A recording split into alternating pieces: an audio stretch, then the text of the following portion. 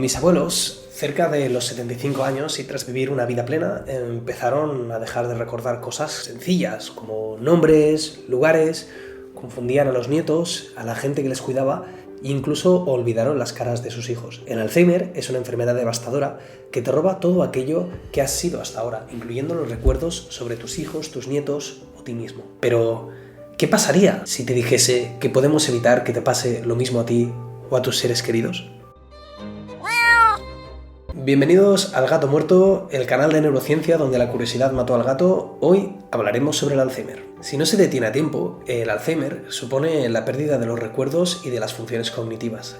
Esto se debe a un péptido llamado beta-amiloide, que es un péptido que en nuestro cuerpo tiene algunas funciones como la activación de las quinasas, que es un tipo de proteína, la protección contra el estrés oxidativo y la regulación del transporte del colesterol y la actividad antimicrobiana. Las moléculas clave. El beta-amiloide tiene varias isoformas, es decir, podemos encontrar la misma proteína con distintas conformaciones de entre 36 y 42 aminoácidos. La beta-40 es la más habitual y la beta-42 es la más fibrogénica y es la que se asocia con el Alzheimer, ya que tiende a generar placas. Cuando son de alta densidad, afecta a la sinapsis de las neuronas, deformando los axones y las dendritas. Esto lo hace a causa de la proteína tau, que es la que provoca los efectos neurotóxicos del Alzheimer, ya que provoca en el cerebro enredos neurofibrilares. Cuando esto ocurre, afecta directamente a las funciones cognitivas y los efectos que conocemos son, por ejemplo, la pérdida de memoria. La proteína tau no empieza a hacer estos efectos nocivos hasta que la concentración de beta-amiloide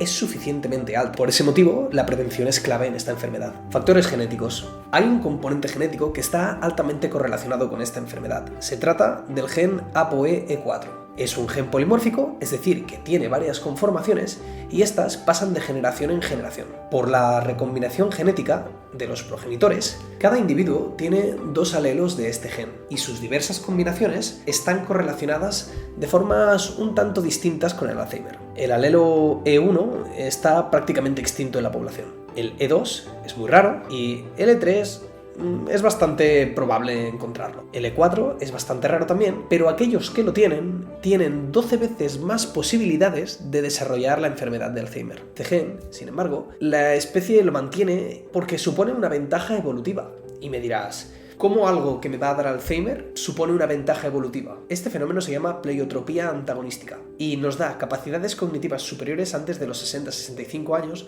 como por ejemplo una mejor memoria episódica. Cuando envejecemos, todos acumulamos beta-amiloide en el cerebro y el gen ApoE se encarga de sintetizar la proteína que limpia este péptido del cerebro.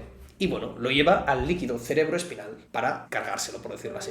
La diferencia entre el gen E2 y el E4 es que mientras ambos lo recogen bien en el cerebro, el E2 lo libera eficientemente, pero el E4 tiene problemas para hacerlo, de modo que no hace su función correctamente. Es como si fuera un autobús que va de una punta a otra, pero nunca baja a los pasajeros, pero siempre sigue haciendo el viaje. Llegará un punto en el que no va a recoger a nadie y la gente se acabará acumulando en la parada. Pues más o menos esto es lo que ocurre con el beta-amiloide. Los estudios nos indican que la presencia del gen E4 nos hace vulnerables a la enfermedad y que su ausencia nos hace más resistentes a contraerla. Ahora, ¿cómo puedo saber si tengo este gen? Podemos hacer un examen genético, pero es más interesante saber si estamos desarrollando los síntomas del Alzheimer. Para ello, actualmente hay dos métodos disponibles. El primero de todos es hacernos una extracción del líquido cerebroespinal para medir las cantidades de amiloide que hay en el líquido. Esta intervención, básicamente, es una punción a través de la columna vertebral, desde donde se saca el líquido cerebroespinal, y la cosa es que si tenemos altas concentraciones de beta-amiloide, es buena señal, porque significa que el beta-amiloide no está en el cerebro. Sin embargo, cuando la cantidad de beta-amiloide en el líquido cerebroespinal es baja, lo que significa es que la proteína encargada no lo está sacando del cerebro correctamente y por tanto se nos está acumulando ahí. La segunda forma de medirlo es mediante una tomografía de emisión de positrones o también conocido como PET. Esta técnica de neuroimagen consiste en introducir un marcador que reacciona con el amiloide, mostrando así las zonas en las que las placas de amiloide se van concentrando. Entonces, con esto lo que obtenemos es una imagen bastante clara de las zonas del cerebro donde hay acumulación de beta-amiloide. Prevención. ¿Cómo prevenimos la acumulación de beta-amiloide?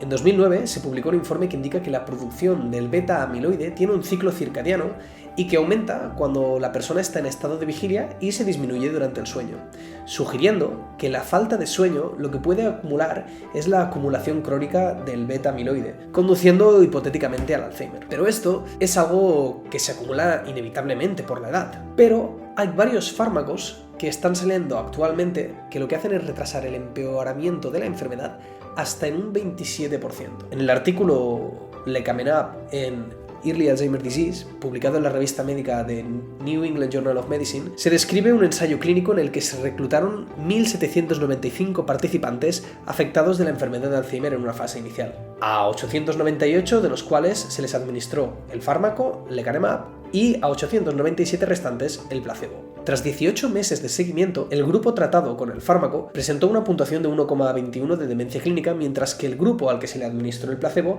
se le dio una puntuación de 1,66 de media, por lo que se produjo una diferencia de 0,45 a favor del fármaco, llegando a la conclusión de que retrasa un 27% el proceso de deterioro cognitivo. La idea es que el Alzheimer puede ser una enfermedad devastadora para aquellos que lo sufren o para sus familias. Por eso, es vital hacer revisiones con el neurólogo o el médico de la familia para prevenir esta enfermedad en caso de tener antecedentes familiares. Esta prueba no tiene sentido hacerla antes de los 45 años, ya que los síntomas no son detectables, pero a partir de esta edad se empieza a entrar en la población de riesgo y vale la pena considerar hacerse alguna de estas pruebas. Pienso que hay muy poca información por ahí sobre los temas que nos pueden tocar a todos tan de cerca como las enfermedades o los trastornos neurodegenerativos. Suscríbete para mantenerte informado sobre todos estos temas de neurociencia y nos vemos en el próximo episodio del Gato Muerto.